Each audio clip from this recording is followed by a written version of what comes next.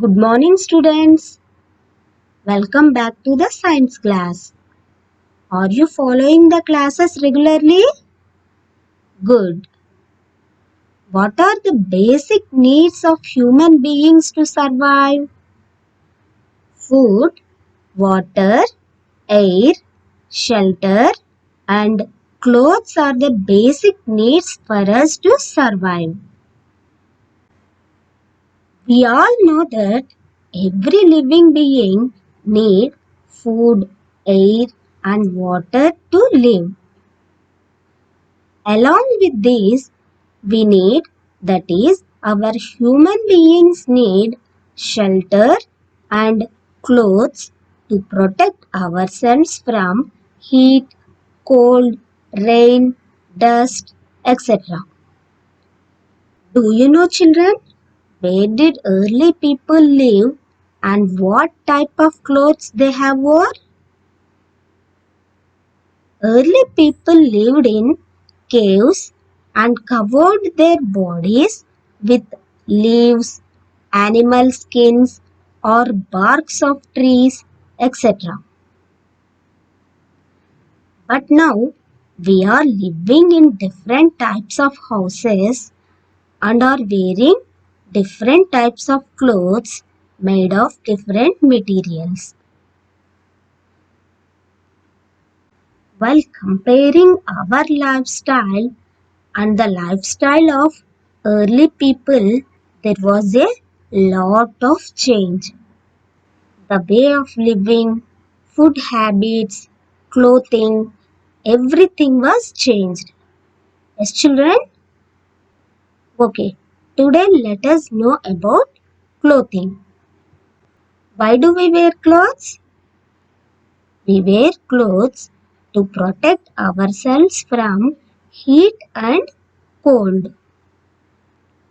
Clothes also protect us from the dust present in the air around us. They protect us from spreading of different viral diseases like corona.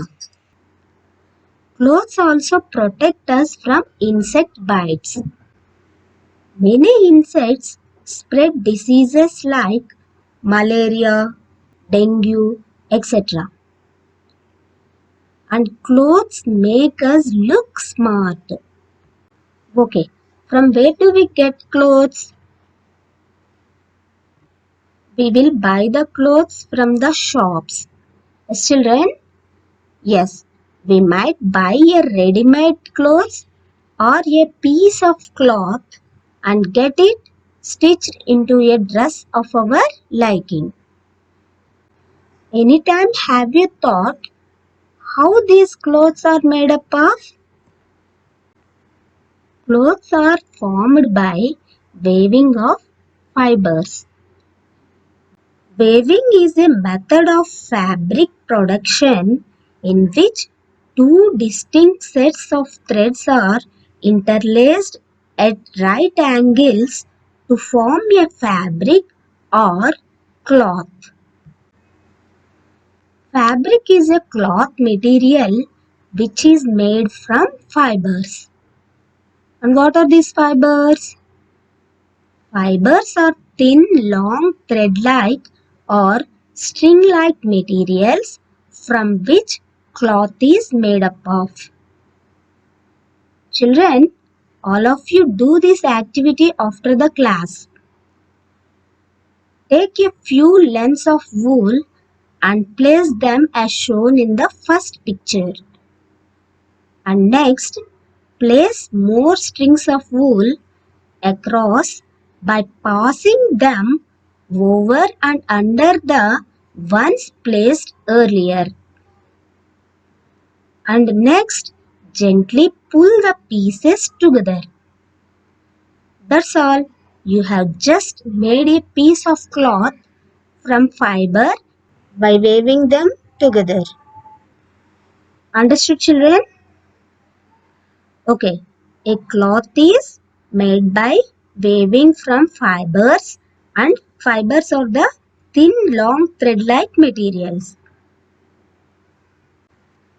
There are various fibers. They can be of natural fibers or of man-made fibers. First, let us know about natural fibers.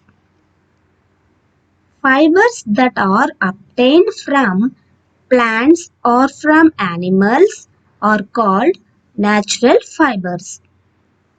For example, cotton is obtained from cotton balls of cotton plant.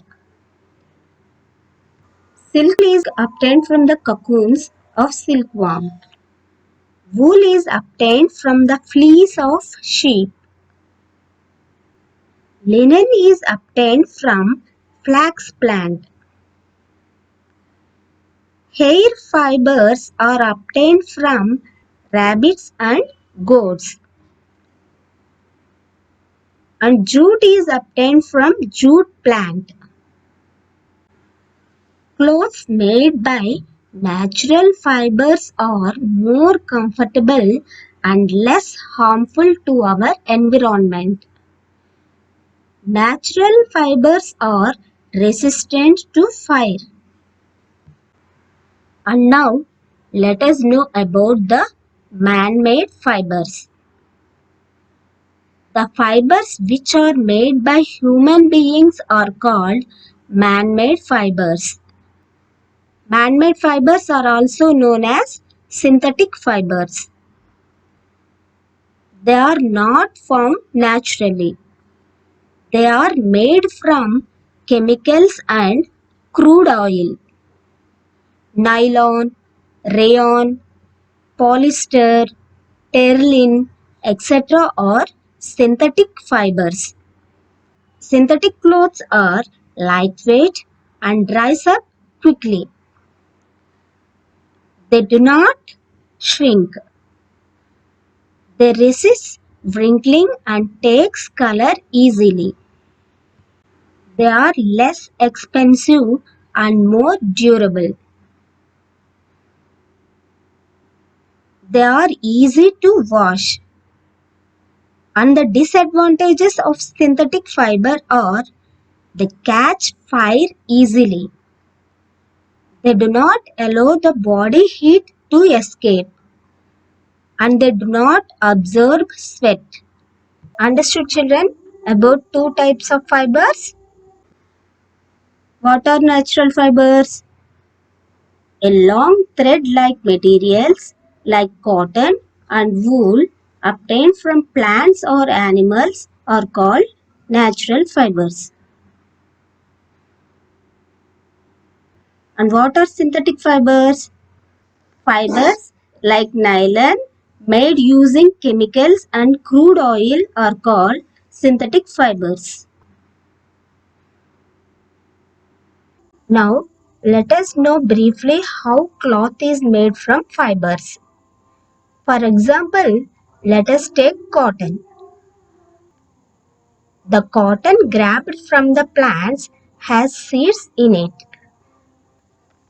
The process of removing seeds from the cotton balls is called ginning. And after ginning, this cotton is cleaned to remove all the impurities. And next, it is made into yarn by the process of spinning.